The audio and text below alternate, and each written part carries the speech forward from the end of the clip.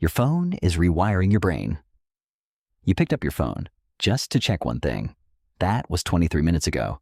You don't even remember what the one thing was. If this sounds familiar, don't worry. It's not really your fault.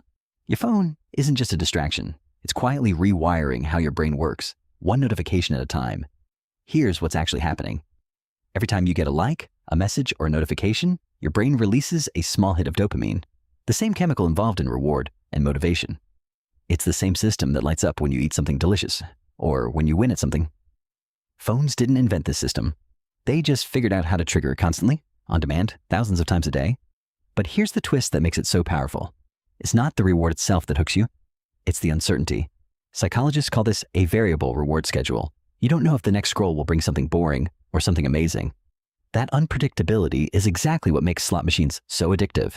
And social media apps are built on the same principle. Every pull to refresh is basically a tiny slot machine pull, and your brain can't resist checking just one more time to see what it gets. Over time, this constant stream of quick, unpredictable rewards actually changes your brain's wiring. Your brain adapts to expect stimulation constantly, which makes slower, quieter activities, like reading a book or just sitting with your thoughts, feel unbearably boring by comparison. This isn't a character flaw. It's the direct result of training your brain hundreds of times a day to expect a hit of novelty every few seconds. There's also a name for the anxious, twitchy feeling that shows up when you don't have access to your phone. Nomophobia. Literally, no mobile phone phobia. It's a real, documented experience for a lot of people, and it's evidence of just how deeply this device has embedded itself into your brain's reward circuitry. Here's another sneaky part: attention span. Studies suggest that constant phone use trains your brain toward shorter bursts of focus, since apps are specifically designed around fast switching. A notification, a quick scroll, a new tab, repeat.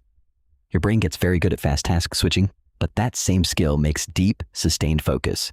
Now, the kind you need for real work, real learning, real relationships, noticeably harder to sustain. And then there's sleep. The blue light from your screen suppresses melatonin, the hormone that tells your body it's time to sleep. But it's not just the light, it's the content. Scrolling right before bed keeps your brain in an alert, stimulated state, right when it's supposed to be winding down. So you lie there, tired but wired, phone finally down, staring at the ceiling, wondering why you can't fall asleep. So, is this permanent? Not necessarily. Neuroscientists point out that the brain is remarkably plastic. It adapts to new habits just as easily as it adapted to old ones. Simple changes like turning off non-essential notifications, keeping your phone out of the bedroom, or setting specific times to check social media can meaningfully reduce this constant dopamine-seeking loop over just a few weeks. None of this means phones are evil, or that using one makes you weak-willed. It means they were built very deliberately by extremely smart people whose job was literally to make them as hard to put down as possible. Understanding that the pull you feel isn't a personal failure, it's a designed mechanism, is the first step to actually managing it, instead of constantly feeling guilty about just checking one more time.